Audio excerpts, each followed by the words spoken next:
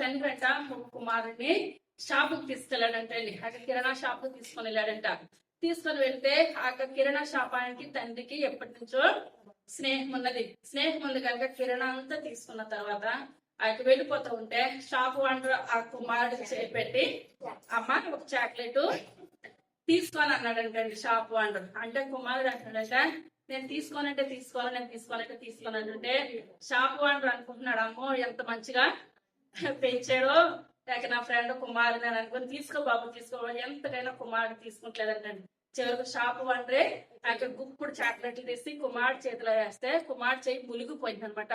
బయటకు వచ్చిన తర్వాత కుమారుడు అంటున్నాడంటే తండ్రితోటి పక్క నుండి నేను తీసుకోమన్నాను చాక్లెట్ ఎందుకు తీసుకుంటలేదమ్మా అని తండ్రి అడుగుతుంటే తండ్రికి చెప్తున్నాడు కుమారుడు డాడీ నేను తీసుకుంటే 2, 3 వస్తాయి షాప్ అంకులు ఇచ్చాడు కనుక నిండిపోయింది డాడీ అన్నాడంటే కుమారుడు. దేవుడు నామానికి నాకు మనం కూడా దేవుని సన్నిధిలో మనం అడిగితే కొన్ని అడుగుతాం కానీ కొన్ని అడగడంలో మన సమయం అంతా వేస్ట్ చేసేస్తాం. మన దేవుని స్తుతించాలి ప్రభా నా జీవితం అంతా మీ పాదాల దగ్గర పెడతాను. నా జీవితం తెలుసయ్యా నా బ్రతుకు తెలుసు. నేను అడిగితే కొంచెం అడుగుతానేమో మీరు అత్యధికంగా ఇవ్వగలిగిన గొప్ప దేవుడు